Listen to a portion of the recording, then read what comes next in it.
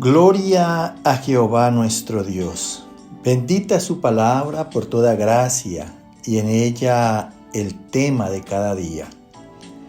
Estamos en la muerte espiritual y la esperanza en Dios. Novena parte. Desnudos llegamos del vientre, desnudos nos vamos a la sepultura. Revelaciones en mi Señor Jesucristo, de principio a fin. El que quiera hacer la voluntad de Dios, conocerá si la doctrina es de Dios o si yo hablo por mi propia cuenta. Escrito está. Amados, el hombre no es dueño de su vida. Acuérdate que la vida es Dios, luego el dueño es Dios. Dice, ni del hombre es el corregirse por sí mismo. Dios nos ha considerado su templo para morada de su espíritu. Si Dios no nos edifica, o sea, no construye en nosotros vidas nuevas, vano es pretender edificarnos nosotros mismos. Escrito está en la primera carta de Pedro, capítulo 2, versos 5 y 7. Para vosotros, pues, los que creéis, Cristo es precioso. Sed edificados como casa espiritual para ofrecer sacrificios espirituales aceptables a Dios por medio de Jesucristo. Escucha con atención lo que el Señor dice aquí a través del apóstol Pedro. Dice que para nosotros los que creemos, los que miramos a Dios con hambre y con sed, los que queremos llenarnos del conocimiento de nuestro Dios y el entendimiento de sus obras. Dice el Señor que Cristo es precioso. Cristo es excelente en todas sus obras. Por eso dice, sed edificados como casa espiritual. O sea, en Cristo seamos edificados como una vivienda espiritual para ofrecer sacrificios espirituales aceptables a Dios por medio de Jesucristo. O sea, ofrecer por obras de bien y fruto de nuestros labios en alabanzas, sacrificios aceptables a Dios, que solamente pueden suceder a través de Cristo. Escúchalo bien, porque es que la carne le canta al mundo. Nosotros los cristianos, los que creemos en Dios, alabamos al Señor y en esas alabanzas reconocemos su gloria, sus misericordias, sus bondades, sus beneficios, su gracia, todo lo que significa Dios para nosotros. Escrito está en la carta a los Efesios capítulo 2 del verso 20 al 22. Edificados sobre el fundamento de los profetas y apóstoles, siendo la principal piedra del ángulo Jesucristo mismo, en quien todo el edificio bien coordinado va creciendo para ser un templo santo en el Señor, en quien vosotros también sois juntamente edificados para morada de Dios en el Espíritu. Mira qué tan importante es leer la palabra y tener conocimiento de los propósitos de Dios para con nosotros. Dice aquí, a través de la carta a los Efesios, que nos edifiquemos sobre el fundamento de los profetas y apóstoles, siendo la principal piedra del ángulo Jesucristo mismo. ¿Por qué? Porque nuestro Señor Jesucristo está en sus profetas y en sus apóstoles. Y cuando Dios dice que Jesucristo es la principal piedra, se refiere en él a la fuerza y a la resistencia. Escúchalo bien. Cuando habla de ángulo, se refiere que debemos tener a nuestro Señor Jesucristo como el punto de vista para considerar las cosas en Dios. Dice, en quien todo el edificio, o sea, todas las casas espirituales que conformamos la iglesia, bien coordinado, va creciendo para ser templo santo en el Señor. O sea, cuando la palabra habla de bien coordinado, se refiere a las casas espirituales o a los creyentes dispuestos y ordenados sin estorbarse, con miras a un objetivo común. Mira, entre nosotros los cristianos jamás debe haber divisiones, contiendas, estorbos, porque nuestra mira está en Cristo y esa mira para todos es en un objetivo común, que es la salvación y la vida eterna y la participación del reino del Señor. Por eso en Cristo vamos creciendo espiritualmente para ser templo en Él, escúchalo bien, en quien nosotros también somos juntamente edificados.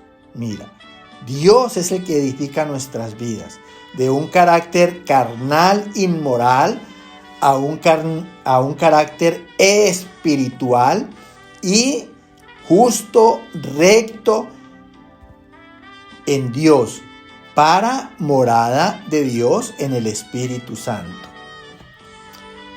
Escrito está en la carta a los Romanos capítulo 8, verso 1, 4, 11 y 23. Nosotros mismos, que tenemos las primicias del Espíritu, gemimos dentro de nosotros, esperando la adopción, la redención de nuestro cuerpo. Y si el Espíritu de aquel que levantó de los muertos a Jesús mora en vosotros, Él levantará de los muertos. El que levantó de los muertos a Cristo Jesús, vivificará también vuestros cuerpos mortales por su Espíritu que mora en vosotros, para que la justicia de la ley se cumpliese en nosotros, que no andamos conforme a la carne, sino conforme al Espíritu. Ahora pues, ninguna condenación hay para los que están en Cristo Jesús. Mira, qué hermoso es el Señor en el poder de su gracia. Dice aquí que nosotros que tenemos la primicia del Espíritu Santo, porque el Espíritu Santo ha sido derramado sobre nuestros corazones a través de la palabra del Dios viviente. Dice que nosotros, siendo primicias, gemimos dentro de nosotros mismos. Mira, porque es que acuérdate que el cristiano está en una transformación constante, en donde con la ayuda del Señor y por su gracia estamos procurando salir de ese carácter carnal para alcanzar un carácter espiritual.